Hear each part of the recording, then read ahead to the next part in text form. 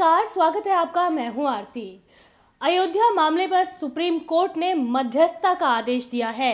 Supreme court ने इस मामले में 3 सदस्यों का एक पैनल गठित किया है, जिसमें आध्यात्मिक गुरु श्री श्री रविशंकर, सुप्रीम कोर्ट के पूर्व जस्टिस श्री खलीफुल्लाह और एक सुप्रीम कोर्ट के अधिवक्ता हैं एडवोकेट श्री राम पांचू। ये 3 सदस्य शामिल हैं। इसी बारे में ज़्यादा जानकारी के लिए हमारे साथ अमीन अहमद जी मौजूद हैं। अमीन जी, सुप्रीम कोर्ट ने और क्या कहा है अपने आदेश में? ये एक चीज़ तो इसी पे एक दिन हम लोगों ने इस बात पे चर्चा की थी और अपने दर्शकों को ये बात बताई थी कि 2 दिन बाद जो है सुप्रीम कोर्ट का फैसला आने वाला है कि इसमें मध्यस्थता की जाए या न की जाए, और जो नाम मांगे गए थे तो उसके हिसाब से आज सुप्रीम कोर्ट के सभी 5 जज जस्टिस बैठे हुए थे, चीफ जस्टिस ऑफ इंडिया के गोगोई जी के साथ। तो उसमें ये मामला हुआ कि सारे नाम आ चुके थे, अब सिर्फ जो है सुप्रीम कोर्ट को सिर्फ आदेश देना था कि करना क्या है। तो सुप्रीम कोर्ट ने 3 नामों को, जो सभी नाम आए हुए थे, पहले तो मैं एक बात बता दूं कि निर्मोही अखाड़ा से जो हिंदू संगठनों से जुड़ा हुआ है, उसने जो है जस्टिस कुरियन जोसेफ का नाम दिया था, और फिर जो पूर्व जस्टिस रह चुके हैं AK पटनायक, उनका नाम दिया था, और GS Singhvi, justice GS Singhvi का उसने नाम दिया था। और इसी बीच जो है स्वामी चक्रपाणी जो हिंदू महासभा को देखते हैं, उन्होंने पूर्व प्रधान न्यायाधीशों को नाम दिया था, जस्टिस खेहर का नाम उन्होंने दिया था, और जस्टिस दीपक मिश्रा जो रिटायर्ड हैं, उनका नाम दिया था। और इसी तरह से सुनी वह बोर्ड ने भी नाम दिया था। कुल मिला के जो है सुप्रीम कोर्ट ने सभी नामों को जांचने के बाद, या उसको लगा होगा कि ये ठीक नहीं है या ऐसा है, सुप्रीम कोर्ट के सभी 5 जजों ने एक मत से, जो अभी आपने इंट्रो में बताया, उन 3 नामों को श्री राम पंचू और जो है जस्टिस खलीफुल्लाह, जस्टिस खलीफुल्लाह जो जम्मू कश्मीर हाई कोर्ट के चीफ जस्टिस रह चुके हैं, उनका, और श्री श्री रविशंकर, इन तीनों का नाम। तो इसका मतलब ये रहा कि जो 3 पक्ष हैं इस पूरे विवाद के, निर्मोही अखाड़ा, हिंदू महासभा और सुन्नी वक्फ बोर्ड, इन तीनों ने जो नाम सुझाए थे उनमें से किसी को नहीं शामिल किया गया? नहीं, या कोर्ट ने क्या देखकर इन तीनों के नाम आगे रखे? अब चूंकि 5 जो सुप्रीम कोर्ट के जज हैं और चीफ जस्टिस ऑफ इंडिया हैं गोगोई जी, सभी लोगों ने आपस में इस मसले को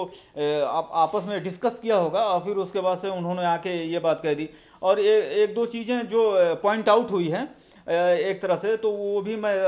दर्शकों के सामने रख देना चाहता हूँ कि पहली चीज़ कि 4 हफ्ते में इसकी प्रगति रिपोर्ट जो है आपको देनी होगी। 1 महीने के अंदर आपको ये बताना होगा कि इनसे मुलाकात हुई, इन्होंने ये कहा, इन्होंने ये किया, अच्छा है कि नहीं है, आगे बढ़ा जाए या नहीं बढ़ा जाए, ये सुप्रीम कोर्ट जो है 1 महीने में जो है लेगा। वहीं दूसरे अगले महीने 8 हफ्तों के बाद जो है एक फाइनल जो है एक फ्रेम मैप आएगा कि क्या करना है, नहीं करना है, कि करना है, कि बढ़ना है, कि नहीं बढ़ना है। या तो समझौते के बाद जो है 2.77 जो एकड़ जमीन है, जो विवादित भूमि है, राम जन्मभूमि, जिस पे दावा किया जा रहा है, उस पे बात लोग मान जाए तीनों पक्ष,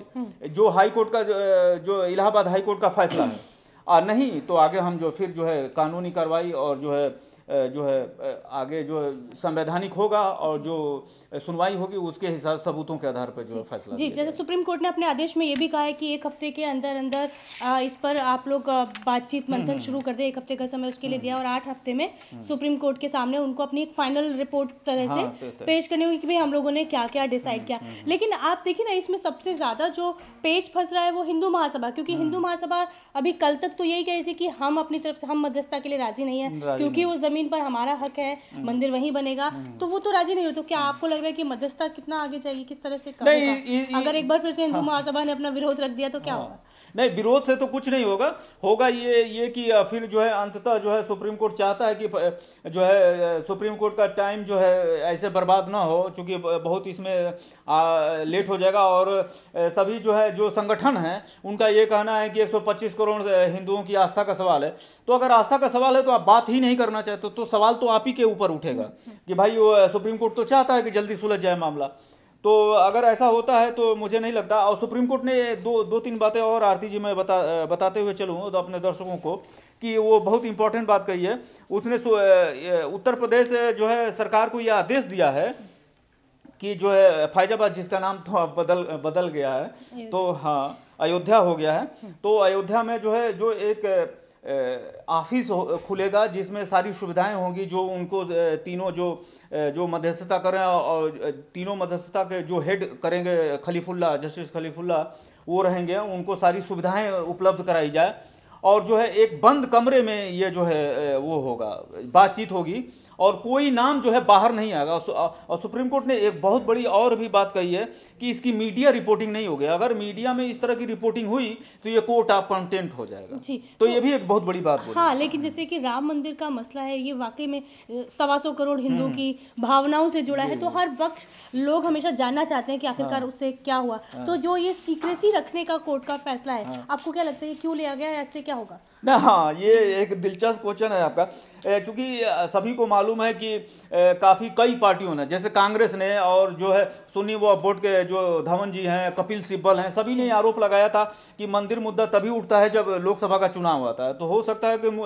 कि पांचों जो खंडपीठ है उनके दिमाग में ये मैप बना होगा कि कहीं ऐसा ना हो कि फिर जो है इसकी आलोचना हो कि रोज खबरें निकल रही हैं, उन्होंने ऐसा कहा, उन्होंने ऐसा कहा, वो कह रहे हैं कि नहीं मानूंगा, तो पूरी जमीन चाहिए। तो इस तरह से एक मैप जो है बन जाता है जनता के दिमाग में। और चुनाव जो है मुझे लगता है कि कल या परसों जो है चुनाव आयोग जो है अपनी घोषणा करने वाला है। तो इस हिसाब से मुझे लगता है कि एक जो है बेहतरीन बिंदु है सुप्रीम कोर्ट का कि भाई इसकी रिपोर्टिंग नहीं होगी और ना ही कोई भी बात लीक होगी, और कोई अगर लीक होता है और कोई जान भी जाता है तो वो कहीं कह नहीं पाएगा, क्योंकि वो अगर आप कहते हैं तो वो जो है सुप्रीम कोर्ट का जो है कोर्ट ऑफ कंटेम्प्ट हो जाएगा। तो ये मुझे लगता है कि चुनाव को देखते हुए ये एक महत्वपूर्ण बिंदु है सुप्रीम मतलब कोर्ट तो कुल मिला के हम ये कह सकते हैं कि ये जो ये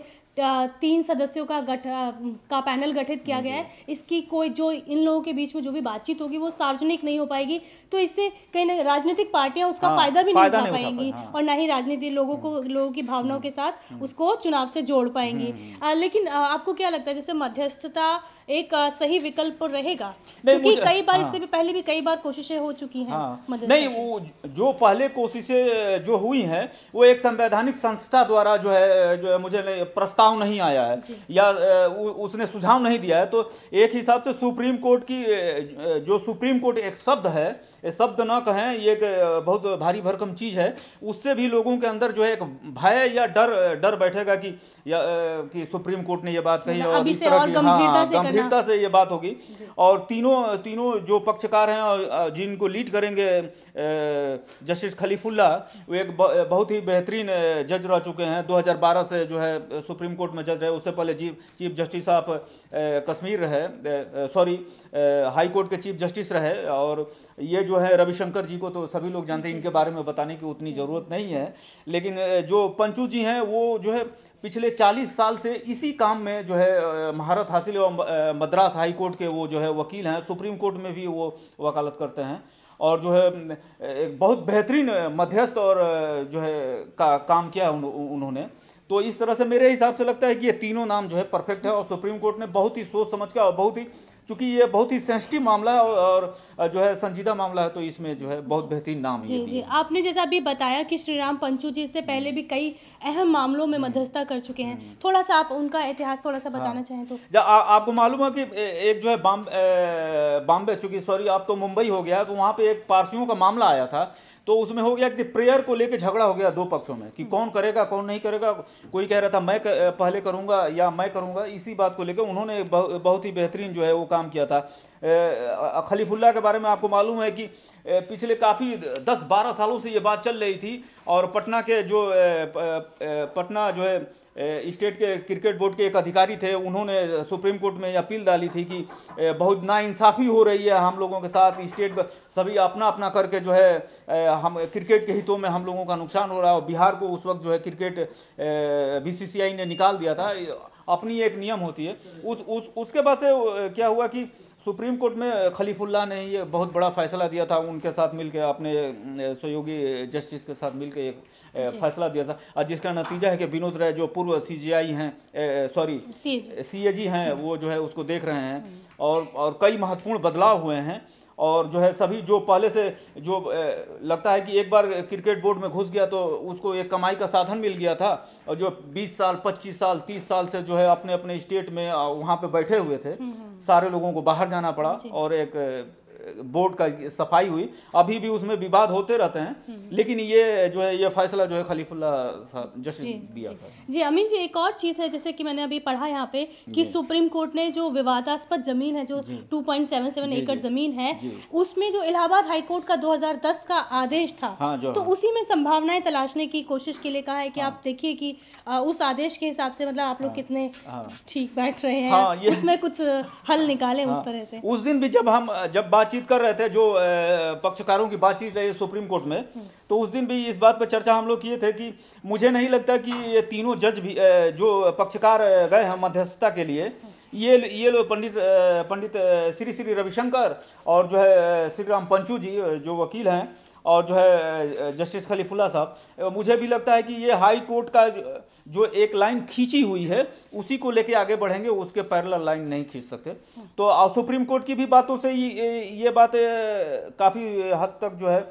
है प्रूफ हो रही है कि सुप्रीम कोर्ट भी उसी लाइन को लेके आगे बढ़ेगा, उससे उधर से नहीं हो पाएगा। तो कुल मिला के अयोध्या मामले में सुप्रीम कोर्ट ने भी जैसा कि पिछली सुनवाई में भी कहा था कि वो अब जल्द से जल्द इस मामले का हल चाहते हैं और इसमें बहुत ज़्यादा देरी नहीं होनी चाहिए। अब क्योंकि मध्यस्थता के लिए एक पैनल गठित कर दिया गया है और 8 हफ्ते में इसका जो फाइनल ड्राफ्ट होगा वो सुप्रीम कोर्ट में पेश हो जाएगा, तो उम्मीद की जा सकती है कि इस मामले का जल्द से जल्द कोई हल निकलेगा। इस अयोध्या मामले से संबंधित और भी अपडेट के लिए हम आपको आगे भी देते रहेंगे, आप जुड़े रहिए हमारे साथ।